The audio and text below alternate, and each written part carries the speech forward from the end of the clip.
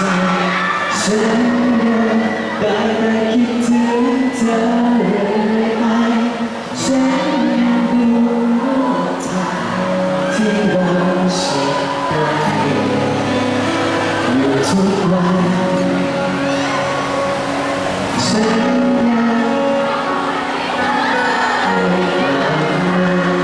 ฉันยังกัดอีกที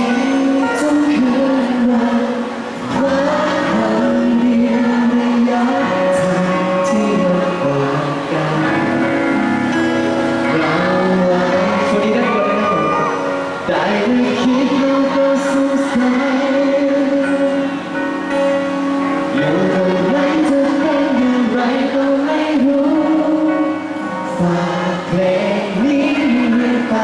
ถามเธอ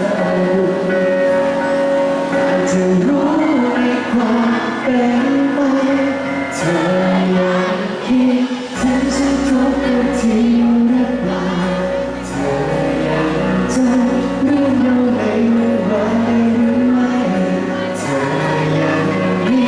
ใจในฉันคนเดียวยังรอฉันแค่คนเดียวเธอยังคงเป็นเหมือนเดิมอยู่ใช่ไหมช่วยบอกให้รู้ทีฉันคือใครที่ให้เธอได้เปลี่ยนไปฉันคือสิ่งที่ไม่แน่นอนมากมายฉันคือคำว่าเสียใจที่รอสุดท้ายใช่ไหมได้แค่คิดแล้วก็สงสัยอยู่ตรงนั้นจะเป็นอย่างไรก็ไม่รู้ฝากเพลงนี้มาถามเธออยากจะรู้ในความเป็นไปแล้วกันเธอยังคิดถึงฉันทุกนาทีหรือเปล่าเธอยังจำเรื่องเราในวันได้หรือไม่เธอยังมี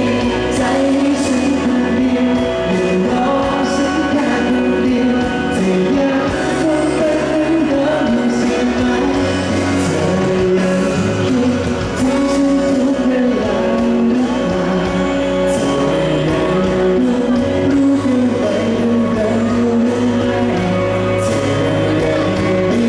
ใจให้ฉันคนเดียวยังรอฉันแค่คนเดียวเธอยังรักกันเหมือนเดิมอยู่ใช่ไหม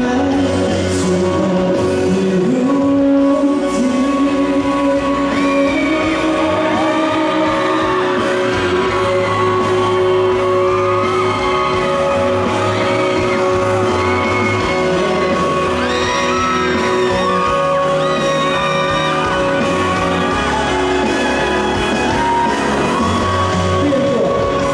ได้แต่คิดแล้วก็สงสัยก็อยู่ตรง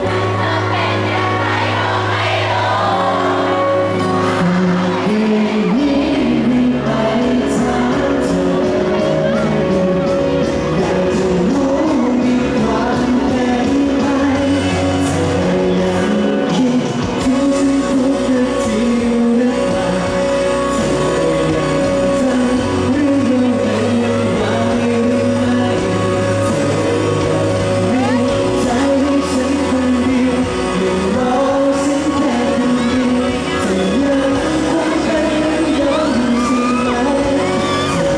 ยังคิดถึงฉันทุกเวลาหรือเปล่ารู้เรื่องไปเรื่องเดิมอยู่หรือไม่เธอยังมีใจให้ฉันคนเดียวยังรอฉันแค่คนเดียวเธอยังรักกันเหมือนเดิมอยู่ใช่ไหมช่วยบอกให้รู้ที ขอบคุณครับ ขอบคุณมากๆนะครับผมนะฮะ